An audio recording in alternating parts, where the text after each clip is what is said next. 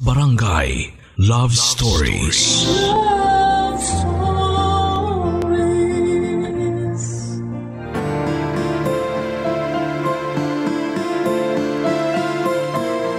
May mga ginagawa tayong mga bagay na importante, mga kapuso, na mas mainam kung mag-isa na lamang nating gagawin.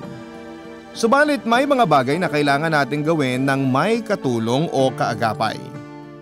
Ikaw, kabarangay, sino ang tumutulong sa iyo sa mga importanteng bagay na kailangan mong tapusin? Dear Papa Dudut, magandang araw po sa inyo. Ako po si Francesca, pero mas kilala po ako sa tawag na Cheska. 25 taong gulang na po ako sa ngayon. Ako po ay isang kasambahay na masukan po ako sa Maynila para matulungan ang aking mga magulang. Ipinasok po ako ng isang kaibigan ng nanay ko na may kakilala sa Maynila. Ang naging amo ko po ay si Sir James. 30 taong gulang na po siya sa ngayon. Mabait po siya pero napakatahimik. Kaya minsan ay hindi ko alam kung ano ba ang reaksyon nito sa mga trabahong nagagawa ko. Pero inayos ko na lamang po ang pagtatrabaho para wala siyang masabi. Pero sa buhay po talaga, kahit hindi mo hanapin ay may mga taong pilit kang hihilahin pababa. Ang taong tinutukoy ko po ngayon ay si Ma'am Aliona. Doon din po siya nakatira kay Sir James. Pero hindi niya ito kaano-ano. Si Ma'am Aliona po ay anak ng dating tagapag-alaga ni Sir James. Wala pa noong pinanganak si Sir James ay ang nanay na ni Ma'am Aliona ang nag-alaga sa kanya hanggang sa ito po ay binawian ng buhay dahil sa malubhang karamdaman. 5 taon na ang nakakaraan. 1 taon po si Ma'am Aliona nang mamasukan ng nanay niya sa pamilya ni Sir James. Hiwalay ang mga magulang ni Ma'am Aliona at dahil mabait naman po ang mga magulang ni Sir James ay doon na sa bahay nila pinatira ang mag-ina. Kahit nung mawala ang nanay ni Ma'am Aliona ay hindi na siya pinaalis ng mga magulang ni Sir James. Noong dumating naman yung panahon na pumanaw na ang mga magulang ni Sir James ay hindi niya din pinaalis si Ma'am Aliona sa bahay. Kabaliktaran ni Sir James si Ma'am Aliona, Papa Dudut. Dahil ito ay may katarayan at may pagkapalasigaw. Madalas niya akong napag-iinitan kahit noong nagsisimula pa lamang ako. Hindi matatapos ang araw na hindi siya nagagalit sa akin. Hindi ko alam kung bakit pero tumatahimik na lamang ako at sumusunod bilang ako ay kasambahay lang. Salamat na lamang sa kasamang hardinero na si Tata Lando at may hingahan ako sa tuwing mabigat ang pakiramdam ko. May edad na si Tata Lando. Nasa mahigit 7 taong gulang na siya pero matalas pa ang memorya. Matagal na din po itong naninilbihan sa pamilya nila Sir James. Nauna pa itong nanilbihan sa nanay ni Ma'am Aliona. Napakabait po siguro ng mga magulang ni Sir James kaya hindi na umalis si Mang Lando at hindi na nga pinaalis ni Sir James dahil din siguro sa nakuha niya ang kabutihang loob ng mga magulang niya. Pero sisimulan ko po ang kwento noong unang dating ko sa bahay ni Sir James, Papa Dudut.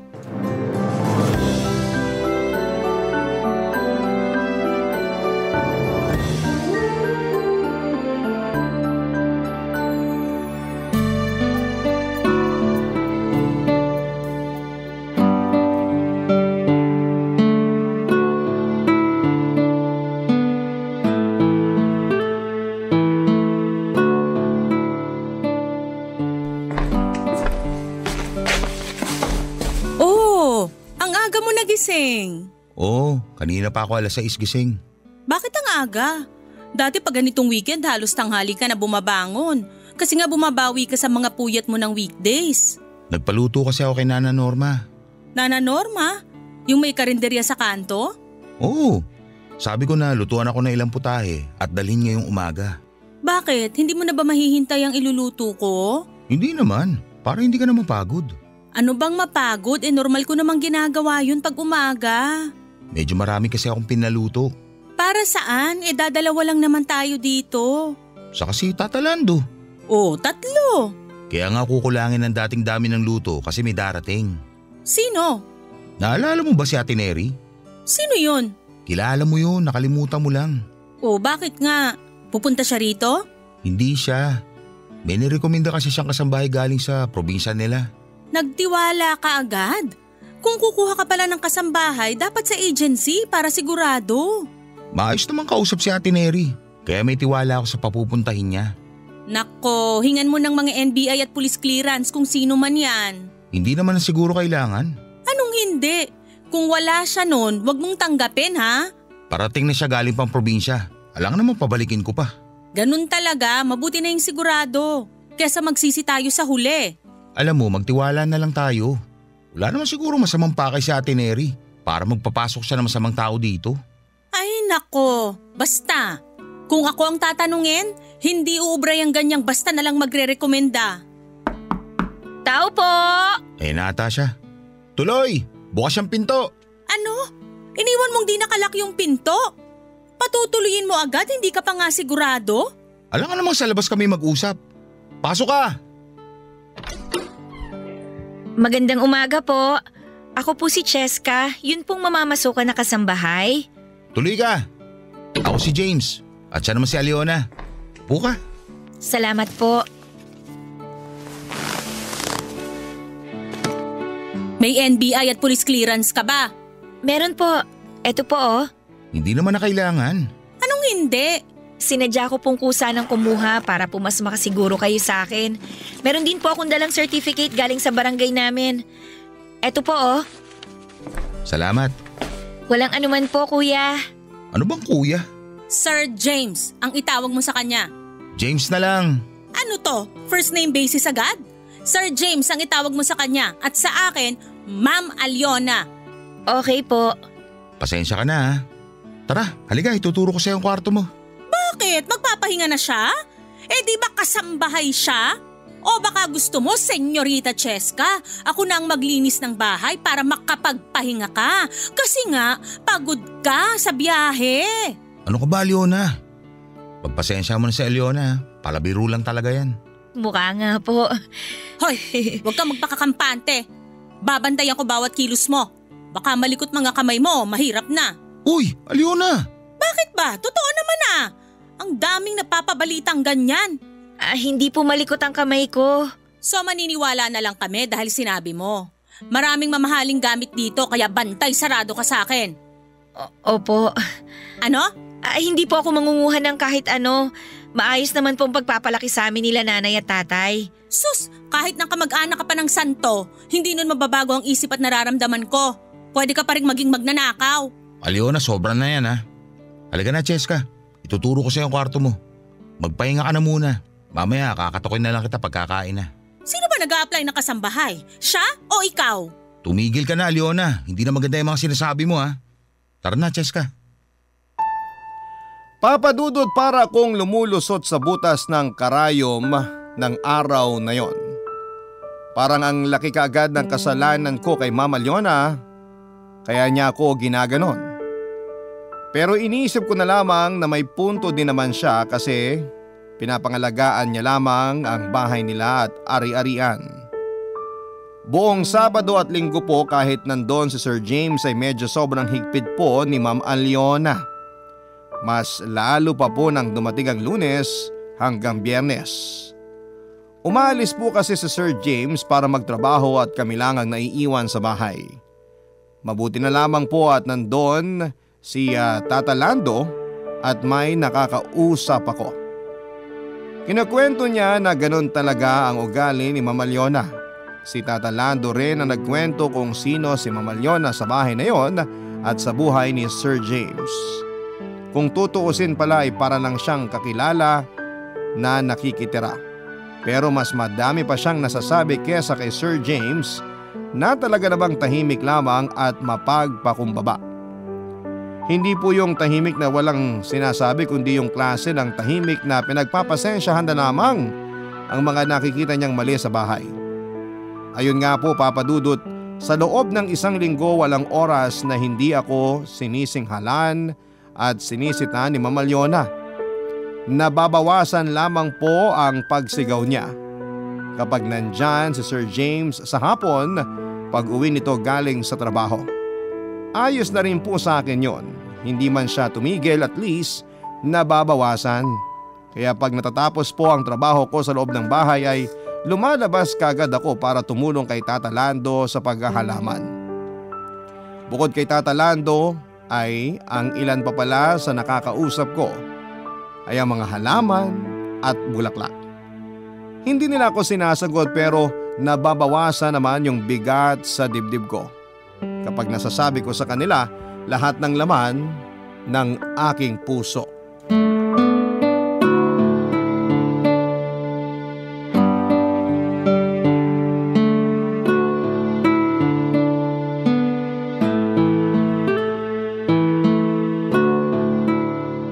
Kumusta kayo?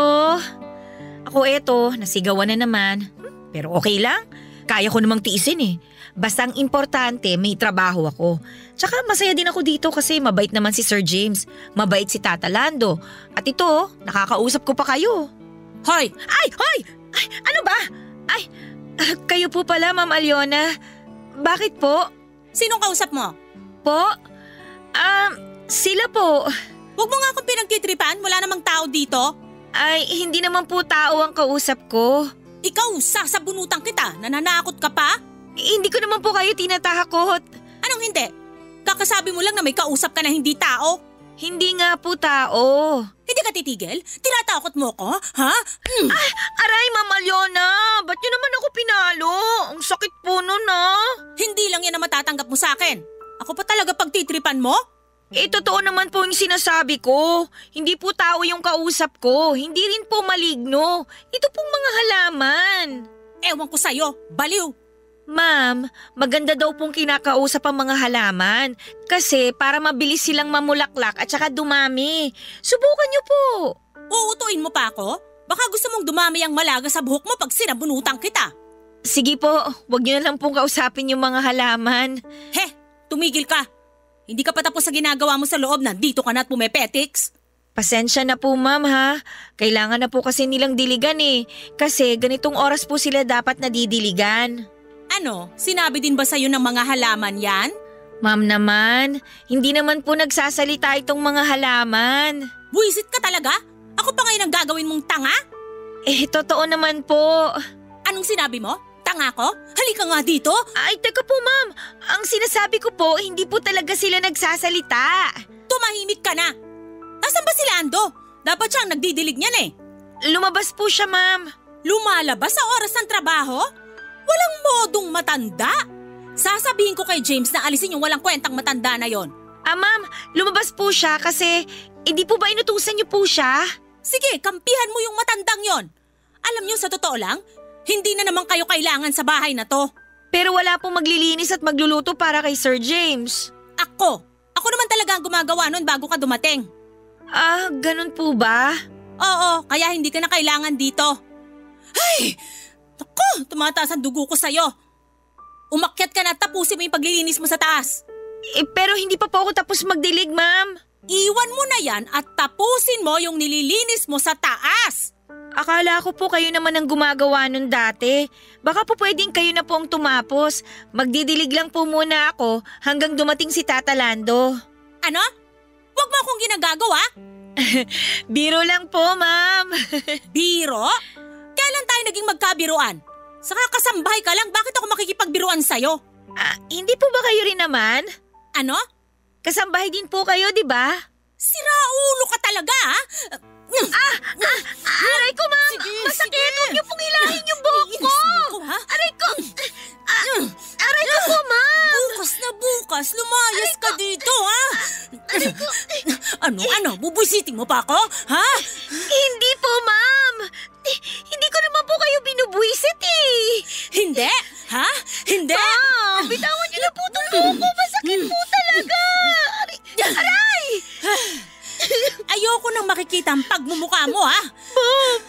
Bawa naman kayo sa akin! Wala kang lugar dito. Akala mo hindi ko alam ang pakay mo? Ha? Ma'am, wala naman po akong ibang pakay kundi magtrabaho. Sinungaling ka. Nakikita ko ang mga kilos mo. Huwag mo ako niloloko. Ma'am, nagtatrabaho lang po talaga ako. Kayo lang naman po nag-iisip niyan eh. Sira ulo ka talaga, ha? Aray ko, ma'am! Aray! Halika dun sa taas, halika! Ma'am! Susunod naman po ako. Huwag niyo na pong ilahin yung buhok ko.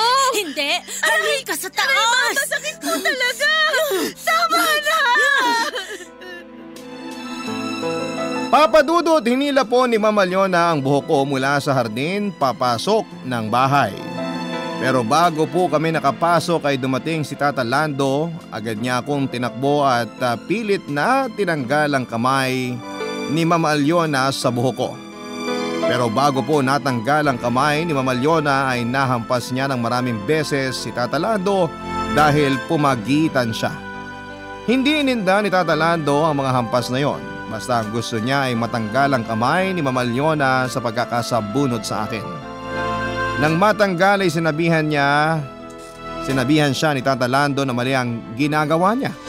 Pero matapang si Mama Leona, ang taas ng galit niya kaya wala siyang pakialam kung sino man ang kinakausap niya. Kung ano rin ang sinasabi niya kay Tata Lando na panliliit sa pagkatao nito. Ahablutin pa ulisan na ni Mama Leona ang buhok ko nang masalag siya ni Tata Lando. Pero biglang tinulak ni Ma'am Leona si Tata Lando at natumba ito at tumama ang braso sa isang malaking paso na nasa tapat ng pintuan. Halos mamilipit si Tata Lando sa sobrang sakit. Walang pakialam si Ma'am Leona at pinagsalitan pa ng masama si Tata Lando bago ito pumasok. Kaya naman agad kong tinulungan si Tata Lando para makatayo. Dinala ko siya sa isang klinik sa lugar namin, Papa Dudut. Barangay Love Stories. Barangay Love Stories. Papa Dudut, pinauwi naman kaagad si Tata Lando pero nilagyan ng benda ang braso niya na nabugbog sa pagkakatama sa paso. Salamat at walang nabali kay Tata Lando. Pero sa edad niya po kasi na yon ay hindi na rin naman gano'ng katibay ang mga buto niya. Habang pauwi ay kinausap ako ni Tata Lando. May pakiusap siya sa akin. Papa Dudut, nagulat ako sa pakiusap ni Tata Lando. Hiniling niya na huwag kong sabihin kay Sir James ang mga nangyari. Nagtaka ako kung bakit kasi daw ay nagigilty siya na nasagot niya din si Mama Leona. Kilala niya daw si Ma'am kaya kaya daw nitong baligtarin ang anumang kwento at baka kami pa daw ang mapasama sa mga nangyari. Pero sinabi ko sa kanya na imposibleng hindi malaman ni Sir James dahil nakabenda ang kamay niya. Magdahilan na lamang daw kami at sabihin na lang daw namin na nadula siya at tumama ang braso niya sa paso. Seryoso ang pakiusap ni Tata Lando kaya sumang-ayon na lamang din ako. Pero tinanong niya ako na kung gusto ko daw bang sabihin kay Sir James ang ginawang pananabunod sa akin ni Mama Leona. Kung yun daw ang gusto ko ay gawin ko daw. Hindi niya raw hahadlangan ang desisyon ko para sa sarili ko. Nag-isip ako at saka ko sinabi na ilihim na lang din namin. Kasi baka nga mabaliktad ni Mama Leona ang kwento. Kaya pagka-uwi ay hinatid ko siya sa kwarto niya at ako naman ay dumiretso ng kusina para magluto. Pinilit ko na lamang nakalimutan ang lahat para iwas na sa mas malaking gulo na pwedeng mangyari, Papa Dudut.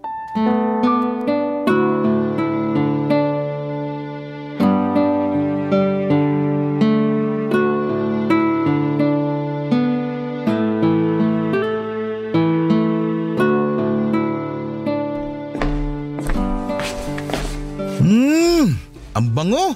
Ay, Sir James, nandyan na po pala kayo. Magandang gabi po. Maluluto na po ito. Ang bango niya na.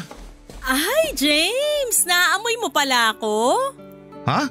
Ako yung naamoy mong mabango. Ikaw? Oo, ako. Sure ka? May iba pa bang mabango dito? Pero bakit ganun? Amoy paksiw ka? Baka po itong niluluto kong paksiw na bangus yun, sir.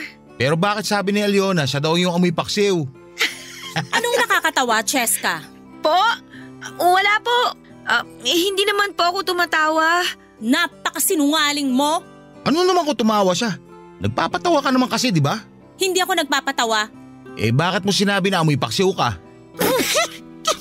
Binubuisit mo ba ako? Hindi po ma'am. Ano lang po, Makati lang po talaga yung lalamunan ko. Sinungaling ka talaga. Uy, napakapikon mo naman. Ako na nga asar sa'yo, bakit kay Cheska ka nagagalit? Sige, pagtanggol mo na naman yung babaeng yan. Wala naman siyang ginagawang masama. Nakakainis kasi. Bagong bili yung pabango ko at nagpabango ako tapos yan ang matatanggap ko? Naamoy ko naman. Naamoy mo, pero mas una mong naamoy yung paksiw. Mabango naman kasi yung paksiw. Anong mas mabango? Ako o yung paksiw? Nakikipagkompetensya ka talaga sa paksiw?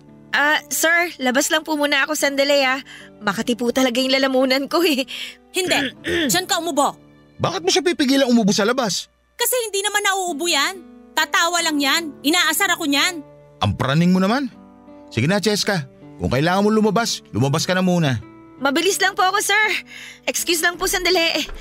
Hayaan mo na nga yung babaeng yun. Ako na lang ang kausapin mo. Ano naman ang pag-uusapan natin? Ipaghahain na kita. Mamaya na, hindi pa ata luto yung paksiw. May niluto akong tosino dyan. Tosino? Gabi na, pangalmusal pa kakainin ko. All day meal naman ang tosino. Kahit na. Saka para walang effort yung ulam, pinrito lang. Ano, papakain ko na lang sa aso yung tosino? Wala naman po tayong aso Anong tawag mo sa'yo? Aliona, hindi na maganda yung biro mo Maluluto na po tong paksiw. Maghahain na po ako. Sige, salamat. Ako na nga ang maghahain. Bakit ba ang epal mong babae ka? Ay, sorry po. Sige po, hahanguin ko lang po tong paksiw, ma'am. Ako na nga! Sige po, ma'am. Ano ba nangyayari sa'yo, Aliona? Bakit ang init ng ulo mo? Upo ka na. Payakap nga muna ako bago maghain. Oh, teka. Bakit kailangan ko pa yumakap? Ikaw naman, parang ngayon lang ako yumakap sa'yo. Iniisip mo baka may mainggit. Sino naman ang maiinggit? Yung aso?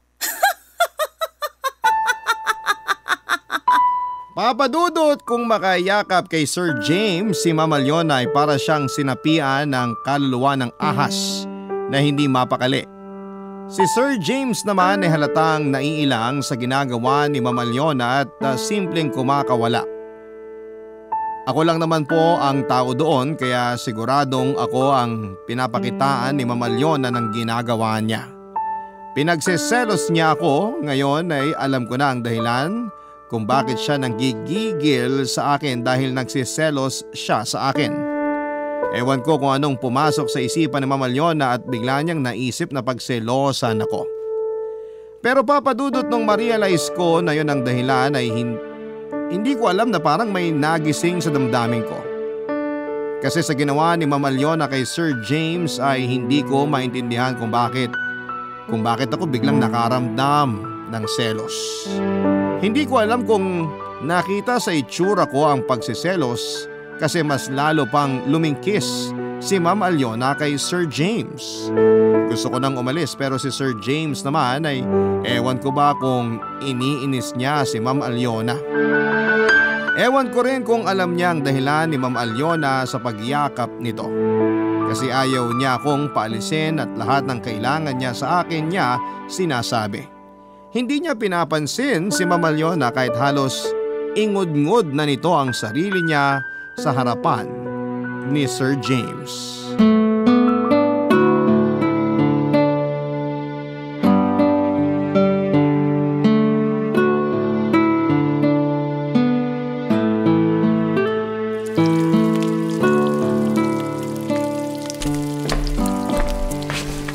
Good morning! Ay, sir. Good morning po. Ano yung niluluto mo? Danggit ba yan? Ang bango Danggit at pusit po. Pero baka hindi po itong naamoy nyo. Baka po si Ma'am Aliona. Amoy pusit si Aliona? Sir, wala po akong sinasabing ganyan Baka po mandinig kayo magalit sa akin si Ma'am. Tulog pa yun. Lagi naman late magising yun Nag-iingat lang po. Mahirap na, sir Parang takot na takot ka. Po? Hindi naman po. Pinapagalitan ka ba ni Aliona? Hindi po, sir. Yung totoo. Opo. Ganun ba? Sige, ganito. Kung may hindi maganda nangyayari dito sa bahay, sabihin mo kagad sa akin, ha? Opo. Sige po, kain na kayo sir. Maghahain na ako. Sige, salamat. Ngayon na lang ulit ako makakakain ng danggit sa pusit. Masarap po ito. Saan mo nabili yan? Bigay po ng kaibigan ko na taga Cebu. Nandito po sila ngayon sa Maynila, may aasikasuhin daw. Bigay pala ng kaibigan mo. Ibig sabihin sa'yo yan. Okay lang po sir. Para sa atin po ito. Mamaya dadalang ko si Tata Lando. Oo nga pala. Dalan mo nga si Tata Lando. Nakita ko siya kanina may benda sa braso. Nadulas daw siya. Ha? Opo. Alam mo? Ba't hindi mo sinabi sa akin kagad? May nangyari palang ganun. Po? Kasi po, ayaw pong sabihin ni Tata Lando baka raw po mag-alala kayo eh. Mag-aalala talaga ako. Nasa puder ko kayo kaya kargo ko kayo. Sige po, dadalan ko na lang po siya mamaya. Ako na lang din po muna magdidilig ng mga halaman para po makapagpahinga muna si Tata Lando. Tulungan kita magdilig mamaya. Kaya ko na po yun mag-isa, sir. Hindi, tutulong ako. Namiss ko na din mag-halaman eh.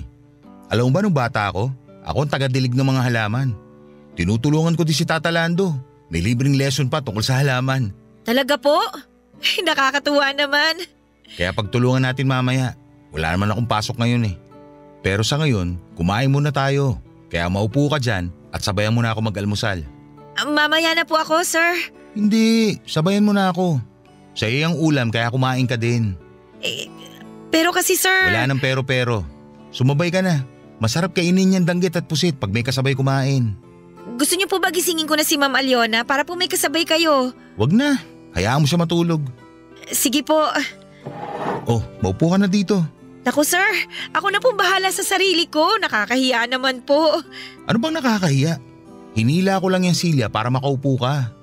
Salamat po.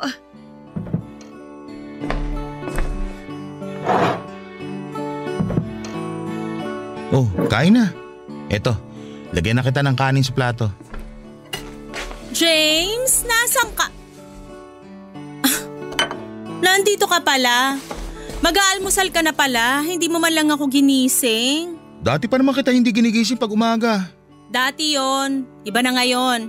Ano naman ang pinagkaiba ng ngayon sa noon? Basta. Teka, ano yan, Cheska? Kumakain ka? Niyaya ko siya sumabay.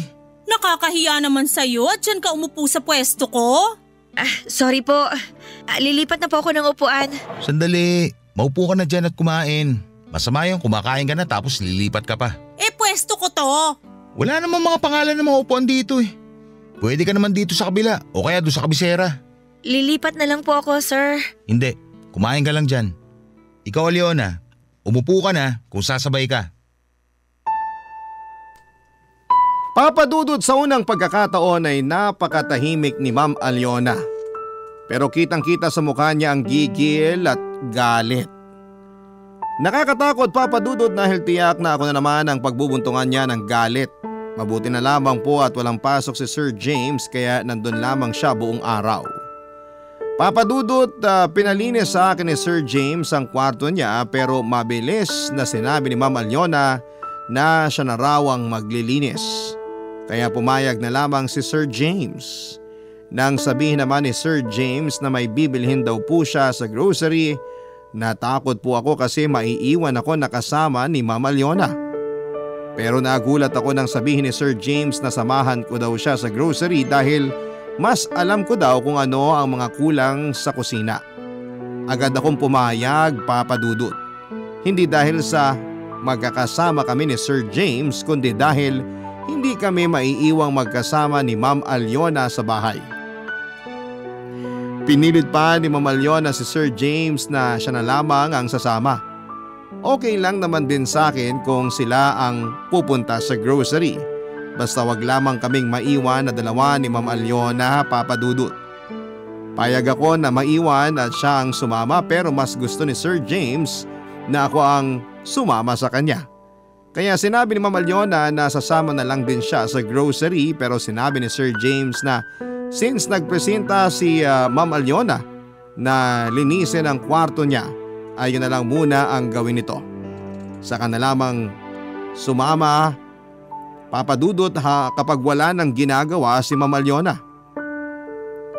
Papadudot ng mga panahong yon ay halos kabahan na ako sapagkat nararamdaman ko na kailangan kong maghanda sa mga susunod na araw para sa parating na galit ni Ma'am Aliona sa akin, Papa Dudut.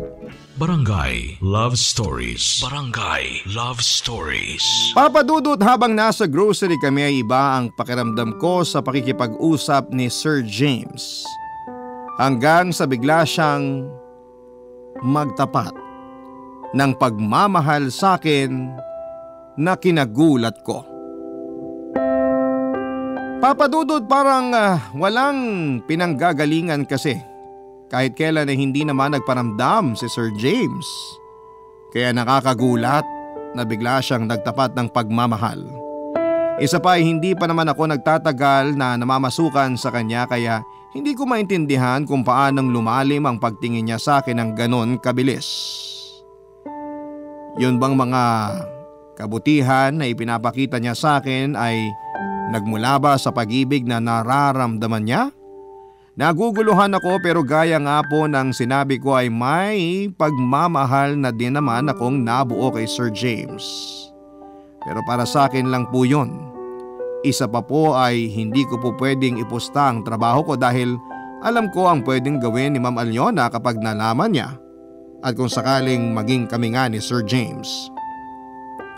Papa Dudut, isang masakit na desisyon ang kailangan kong gawin.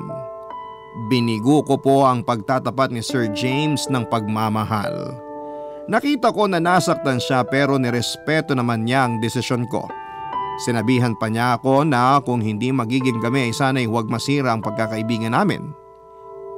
Imposible yon, Papa Dudut, kasi hindi naman kami magkaibigan. Amo ko siya at kasambahay niya lamang ako. Kaya yon ang dapat na maging setup namin. Ang maging kasambahay ako.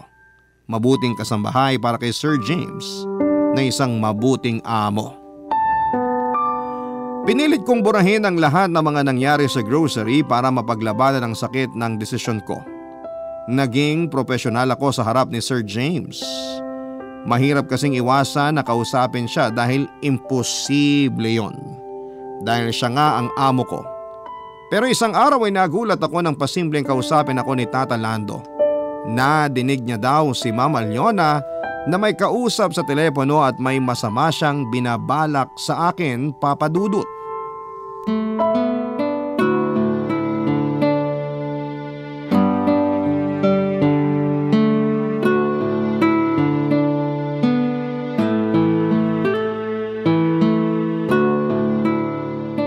Hoy! Ma'am Aliona, bakit po? Anong bakit? Nagmamaang-maangan ka pa? Ano pong ibig niyong sabihin? Patay malisyo ka pang malisyosa ka? Nilalandi mo si James ko. Hindi po totoo yan, ah. So sinungaling ako. Sino pong may sabi niyan? Wala kang pakialam. Sige po, akit na po ako. Bastos ka! Halika nga rito! Aray! Bakit mo hinampas ang kamay ko? Hindi ko po hinampas, ma'am. Hinawi ko lang po. Please po, huwag niyo na po akong sasabunutan. Bakit? Anong gagawin mo? Lalaban ka? Hindi po ako lalaban pero ipagtatanggol ko po ang sarili ko. Aba, matapang ka na, ha? Sinasabi ko lang po, ma'am. Sinong pinagmamalaki mo? Wala po. Bakit kung makapagyabang ka, parang ikaw na ang may-ari nitong bahay? Wala po akong sinasabing ganyan. Hoy, baka nakakalimutan mo. Kasambahay ka lang dito. Hindi ko naman po nakakalimutan yan, ma'am. Dapat lang. Kaya bawasan mo yung kapal ng mukha mo. Pasensya na po, ha. Pero may gagawin pa po ako. Kinakausap pa kita. Ma'am, kasambahay lang po ako, di ba? Kaya kailangan ko pong gawin ang trabaho ko. Pinipiloso po mo ba ako? Hindi po, sinasabi ko lang po. Pwes, diyan ka lang. Makinig ka at lahat ng sasabihin ko, itanim mo lahat ng maririnig mo dyan sa kukote mo. Ma'am, wala po akong ginagawa kaya sana naman po, huwag niyo naman po akong pag-initan. Aminin mo munang nilalandi mo si James. Hindi nga po. Huwag kang sinungaling. Nilalandi mo si James. Hindi po totoo yan, ma'am. Umamin ka. Ay, yan po ba ang gusto niyo marinig? O sige po, nilalandi ko na po si Sir James. Pwede na po ba akong umakyat? Hayop ka talaga? Aray ko, ma'am! Huwag niyo na hilahin ang buhok ko! Sinisigawan mo ko? Ha? Sinisigawan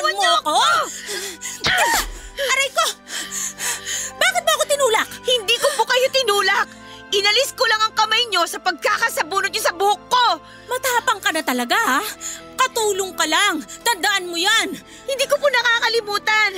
Sana po, kayo rin po huwag kayong makalimot. Anong sinasabi mo ha? Anong hindi ko dapat kalimutan? Katulong ka lang din naman dito, di ba? Hayop ka talaga? Aray ko, Ma'am!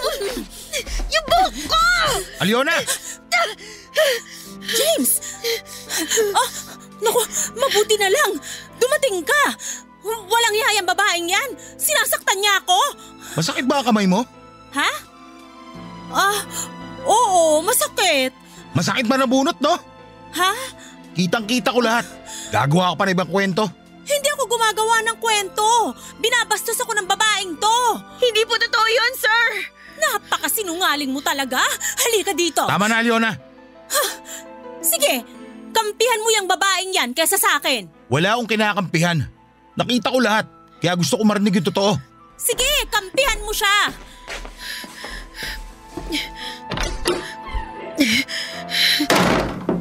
Ayos ka lang ba, Cheska? Opo. Pagpasensya mo na si Aliona, ha? Opo, sir. Papadudot masakit po ang mga sabunot ni Ma'am Aliona. Pero mas masakit po ang pwedeng kalabasan ng mga nangyari. Opo, mahalaga po sa akin ang trabaho ko at kailangan ko po ng trabaho, pero naisip ko po kung palaging ganon po ang mangyayari ay parang hindi magiging maganda ang buhay namin pare-pareho. Pero may mangyayari po na mas nakakatakot. Ipinagtapat po pala ni Tata Lando ang lahat tungkol sa aksidente niya. Tungkol sa mga pananakit at araw-araw na pambubulyaw sa akin ni Ma'am Aliona at pati ang tungkol sa dahilan kung bakit hindi ko tinanggap ang alok na pag-ibig ni Sir James. Sinabi ni Tata Lando na natakot ako dahil isa lamang akong kasambahay at si Sir James ang amo ko. Dahil doon ay kinailangan ko na talagang mag-decide, papadudot, hanggang sa nabuo ko na ang sa tingin ko ay nararapat na desisyon.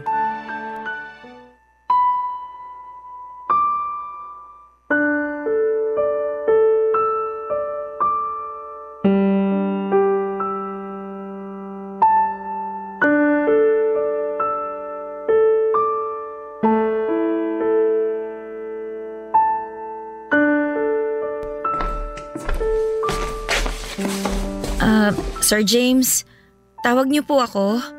Maupo ka muna, Cheska. Hintayin lang natin si Aliona. Sir, nakapagluto na nga po pala ako. Gusto niyo na po bang kumain? Mamaya na. Kailangan natin mag-usap. Tungkol po saan? Hintayin na lang muna natin si Aliona. Palabas na yon. Ano to? Bakit nandyan yung babaeng yan? Maupo ka muna. Bakit ba kasi may pa-meeting pa na ganito? Pwede ba huminahon tayo habang nag-uusap? Ano bang pag-uusapan? Ang mga nangyayari sa bahay na to. Alin? Yung mga kalokohan ng babaeng yan? Ang daming ginagawang mali niyan dito. Ma'am, wag naman po kayong ganyan. Ano, natatakot ka na malaman ni James yung mga pinaggagawa mo? Aliona, pwedeng ako muna magsasalita? Basta wag mong kampihan yung babaeng yan. Baka pwedeng wag ka muna magsalita. Pwede? Bibigyan ko kayo ng pagkakataon para sabihin ang totoo. Mauna ka, Aliona. Yung totoo, salot yung babaeng yan dito. Masyadong maraming ginagawang hindi maganda sa pamamahay na to. Hindi ko na lang sinasabi sa'yo kasi ayoko mag-alala ka. Pero isa lang ang masasabi ko. Paalisin mo na yung babaeng yan dito para matahimik na tong bahay natin. May sasabihin ka pa ba? Wala na. Nasabi ko na lahat. O sige, Cheska, ikaw naman. Sir, wala naman po akong ginagawang ikasasama ng mga tao sa bahay na to. Mahal ko po ang trabaho ko. Kailangan ko po magtrabaho para makatulong po ako sa pamilya ko. Kaya hindi po talaga ako gagawa ng ikakasira ko. Gusto kong malaman mo, Cheska, na alam ko ang mga nangyayari. Ano, Cheska? Ano ngayon ang masasabi mo? Sinabi ko na lahat kay James ang mga ginagawa mo. Madaming nawawala dito dahil kinukuha mo. Sir, wala po akong kinukuha. Sinungaling ka. Sir, maniwala po kayo sa akin. Dapat sa'yo pinapakulong. Sir, maawa po kayo. Maniwala po kayo sa akin. Tama na yan, Aliona. Cheska, alam ko na ang lahat na nangyayari dito. Sir, wala po talaga akong ginagawang masama. Alam ko. Ano? Alam ko lahat na nangyayari dahil sinabi sa akin ni Tata Lando. Maniniwala ka sa matandang yon? Oo, kasi sa tagal ni Tata Lando dito, kahit kailan hindi siya nagsinungaling. Bago pa ako pinanganak at wala pa kayo dito ng nanay mo, nandito na si Tata Lando. May hangganan ng lahat. Malay mo ngayon siya nagsisinungaling dahil magkakontsaba sila ng babaeng yan. Hindi po totoo yan! Alam ko. At alam ko na ikaw, Aliona, ang dahilan ng aksidente ni Tata Lando. Anong ako? Nadulas siya. Di ba yun ang sabi niya sa'yo? Sandali, Aliona, hindi pa ako tapos. Dahil alam ko din ang pagmamalupit at pananakit mo kay Cheska. Hindi ko sinasaktan yan. Aliona, nabunyag ka na. Magsisinungaling ka pa din sa harap ko? Baka naman pwedeng par na lang sa kahihiyan mo. Magsisi ka na sa mga nagawa mo. Wala akong ginagawa. Ilalaban ko ang mga sinasabi ko. Ikaw ang bahala. Mas lalo mong pinapalala ang sitwasyon. Sir, may gusto po sana akong sabihin. Ano yun? Sir, magre-resign na po ako. Sige. O ano, pahiya ka no? Akala mo pipigilan ka? Mabuti nga umalis na yan. Yan talaga nagdala ng gulo dito. Maraming salamat po sa lahat, sir. Makikiusap lang po sana ako na bukas na po ng umaga ako aalis. Bakit ipagpapabukas mo pa? Ngayon pa lang, umalis ka na. Sige po, ayusin ko lang po yung mga gamit ko. Ipakita mo sa amin ang mga gamit mo ha. Mabuti na yung sigurado. Mamaya marami kang maiuwing nakaw sa probinsya nyo. Papadudod para akong pinagsakluban ng langit at lupa ng mga oras na yon. Pero nagulat ako nang tumayo ako, pinaupo ako uli ni Sir James. Sa kanya sinabi na hindi daw kami mag-amo. Kaya wag ko na siyang tawaging Sir James kundi James na lamang daw. Sinabi niya na alam niya ang kinakatakot ko na hindi pwedeng maging kami dahil amo ko siya at kasambahay niya lamang ako. Sinabi niya ang sa oras na yon ay hindi ko na siya amo at hindi na niya ako kasambahay. Kaya pwede nang maging kami. Nagulat si Mama Leona sa narinig niya kay Sir James. Tulad ko ay hindi siya makapaniwala. Kaya nagalit na naman si Mama Leona at ako na naman ang napagbuntunan. Napuno na rin si Sir James kaya sinabi niya na malaki ang respeto nito sa nanay ni Mama Leona dahil ang nanay niya ang nag-alaga at nagpalaki kay Sir James. Pero siguro naman ay hindi na magagalit ang dating yaya niya na nanay ni Mama Leona kung paaalisin na niya si Mama Leona sa bahay niya. Sinabihan na lang niya na bibigyan niya ng puhunan sa kung anuman ang gustong negosyong balak simulan nito. Hindi makapaniwala si Mama Leona sa mga nangyari at ako pa din ang pinagbubuntunan niya ng galit. Biglang pumasok si Tata Lando at sinabing nagpa-medico legal siya at desidido siya na ireklamo si Mama Leona sa ginawa sa kanya. Saka palang natahimik si Mama Leona. Parang nalunok niya lahat ng boses niya at wala na siyang masabi pa. Pero sinabi din ni Tata Lando na hindi niya itutuloy ang demanda basta tigilan na niya ang masamang binabalak laban sa akin. Bago umalis si Mama Leona sa bahay ay nagkapirmahan ang lahat kasamang abogado ni Sir James na hindi ako lalapitan ni Mama Leona kahit kailan. Sa ngayon, Papa Dudut, ay masaya na kami ni James. Nasanay na rin ako na hindi siya tawaging Sir. May trabaho na din ako, Papa Dudut, pero hindi na kasambahay. Tinutulungan ko si James para magtrabaho at ang sweldo ko ay hinahati ko para sa pamilya. Konti para sa sarili at ang bayad kay James. Pinautang niya kasi ang pamilya ko para matubos ang lupa namin. Kahit ayaw pabayaran ni James ay hindi ako pumayag. Kaya hinuhulugan ko yon sa kanya. Si Tata Lando ay doon pa din sa bahay nakatira pero hindi na siya hardinero, kundi bilang supervisor na ng apo niya. Dahil ang apo na niya ang pumalit sa kanya bilang hardinero sa bahay na yon. Maraming salamat po, Papa Dudut, sa pagbasa ng aking kwento. Ang inyong forever kapuso at ka-barangay, Cheska. Nagustuhan ng iyong napakinggan? Ituloy yan via live stream sa www.gmanetwork.com/radio. Barangay LS 97.1